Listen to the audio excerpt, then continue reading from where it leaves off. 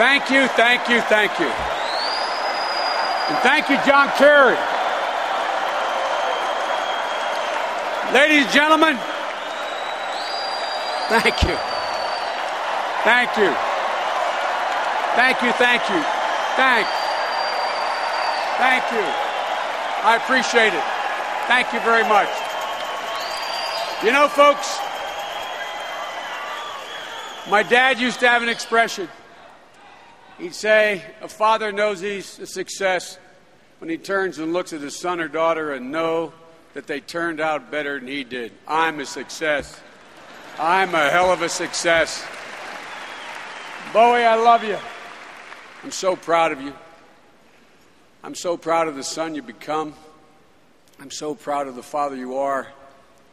And I'm also so proud of my son Hunter and my daughter Ashley. And my wife Jill.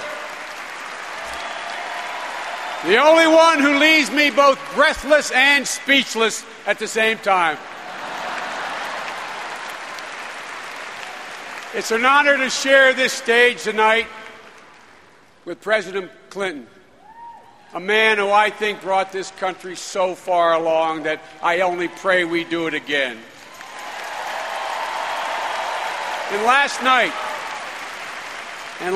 it was moving to watch Hillary, one of our great leaders, a great leader of this party, a woman who has made history and will continue to make history.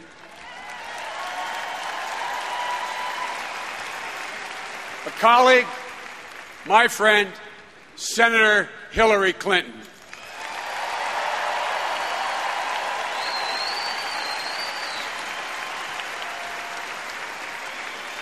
And I am truly honored to live in a country with the bravest warriors in the world.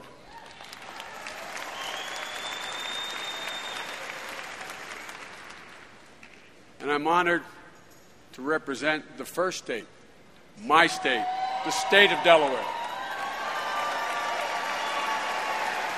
Since I've never been called a man of few words, let me say it as simply as I can. Yes, I accept your nomination to run and serve with Barack Obama, the next President of the United States of America.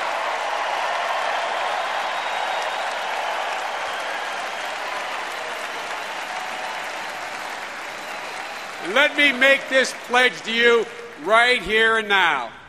For every American who is trying to do the right thing, for all those people in government who are honoring the pledge to uphold the law and honor the Constitution, no longer will you hear the 8 most dreaded words in the English language. The Vice President's office is on the phone.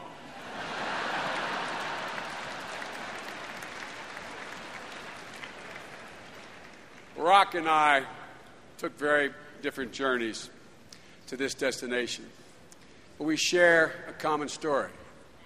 Mine began in Scranton, Pennsylvania, and then Wilmington, Delaware. My dad who fell on hard times, always told me, though, champ, when you get knocked down, get up. Get up. I was taught that by my dad. And God, I wish my dad was here tonight.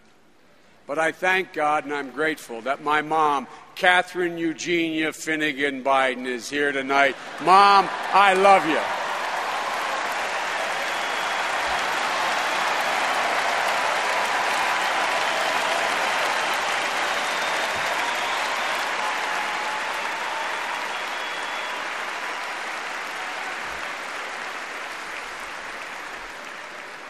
You know, my mom taught her children, all the children who flock to our house, that you're defined by your sense of honor and you're redeemed by your loyalty. She believes that bravery lives in every heart, and her expectation is that it will be summoned.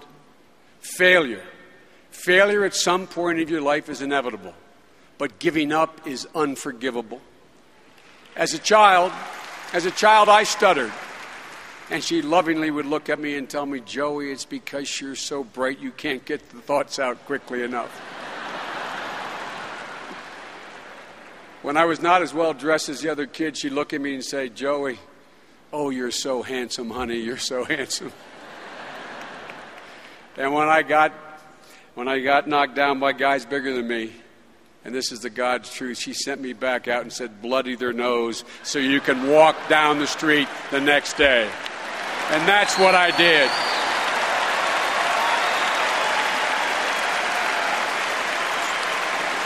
You know,